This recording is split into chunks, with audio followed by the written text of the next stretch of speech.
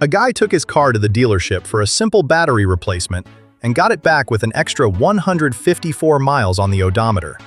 The dealer said they had to drive it that far to prepare it for a state inspection. And the worst part? They were telling the truth. Every time you reset your car's computer, you trigger a hidden trap that automatically fails your emissions test. Today, I'm going to show you 3 ways to reset your ECU yourself, how to avoid the emissions trap, and the one engine code no scanner can ever clear. Let's pop the hood. Before we reset anything, you need to understand how your car's brain actually works. Your computer stores 2 types of memory. The first is temporary. This is your fuel adjustments, idle settings, inspection self-checks, and standard check engine codes. A reset wipes all of this completely clean. The second type is permanent memory. This includes your factory settings, your VIN, and something called permanent diagnostic codes. Listen to me carefully. Pulling the battery, pulling a fuse, or using a scanner will never erase a permanent code. They survive everything.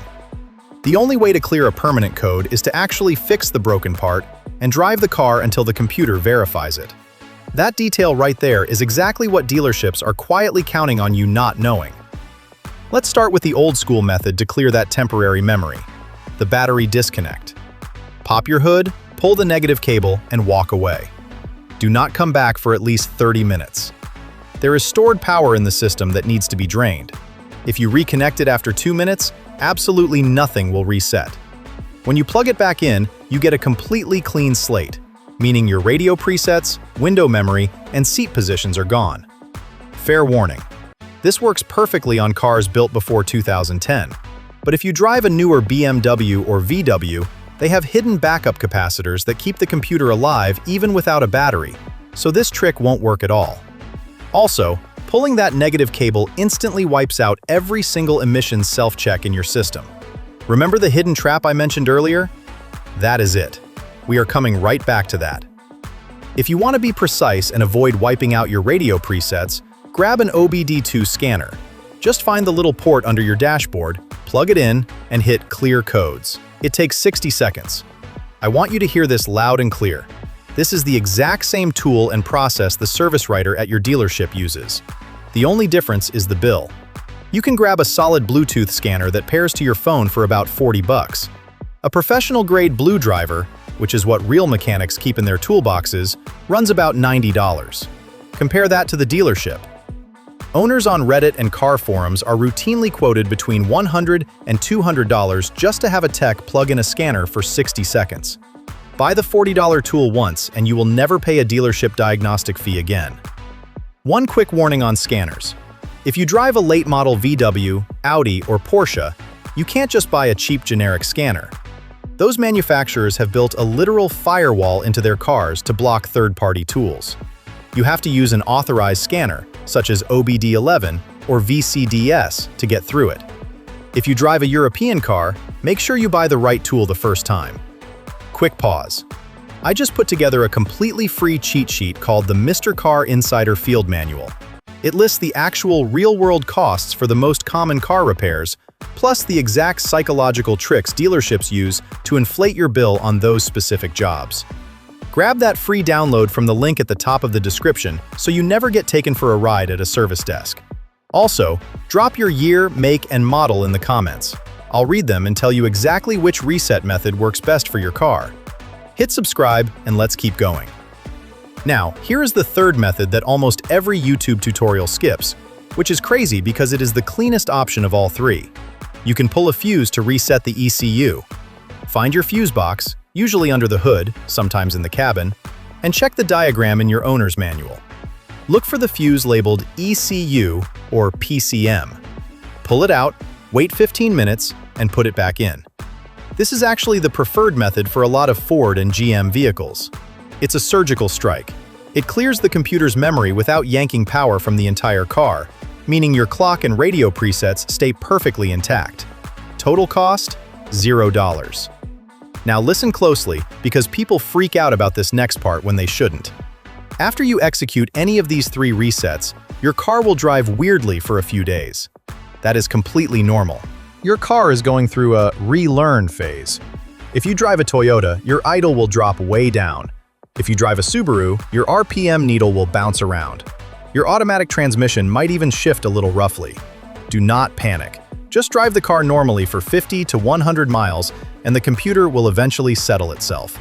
Do not make the mistake of running back to the dealership just to pay a $100 diagnostic fee, only to hear, "Your car is just relearning, sir." Alright, here is the hidden trap I warned you about at the very beginning of the video. As you drive, your car is constantly running self-tests in the background, checking your oxygen sensors, your catalytic converter, your EVAP system. These are called readiness monitors. Every single time you reset your ECU, whether you pull the battery, pull a fuse, or use a scanner, all those monitors get set to not ready. If you drive into a state inspection bay with your monitors set to not ready, you instantly fail. The state's computer will plug into yours, see the unset monitors, and kick you out. And here's the kicker. Every time you clear a code, the clock starts completely over. If your check engine light comes on and you just keep clearing it with a scanner, your monitors will never, ever set. I saw a guy on Reddit advise someone to just unplug their battery 5 minutes before an emissions test. Do not do that. The state's computer will catch you the exact second they plug into your dashboard. This is exactly why that Volvo dealership I mentioned earlier drove that customer's car 154 miles. They had to get those monitors to read ready before the inspection. They just decided to bill the customer for the joyride. I once had a guy fail his state inspection 4 times in a row because he kept clearing his check engine light instead of fixing the actual problem, a $20 cracked vacuum hose. He spent hundreds of dollars on diagnostic fees trying to hide a $20 fix. So, when does a reset actually make sense? You only reset the system after you have physically replaced a broken part, or if your car has a rough idle but drives perfectly fine. You never reset it right before a smog check. And please do not clear your codes right before selling your car to hide a problem. Remember those permanent codes we talked about earlier?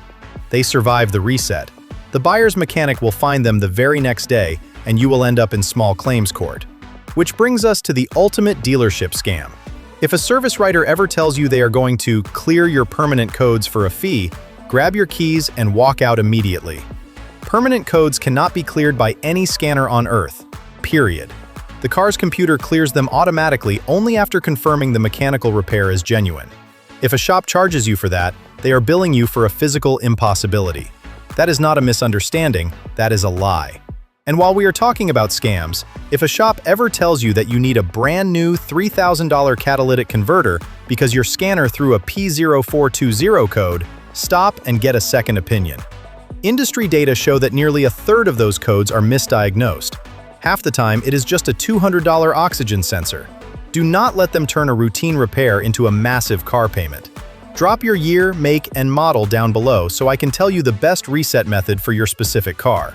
But listen, knowing how to clear your engine codes and protecting your wallet at the mechanic means absolutely nothing if your car is secretly tracking your every move and selling your daily driving habits to your insurance company.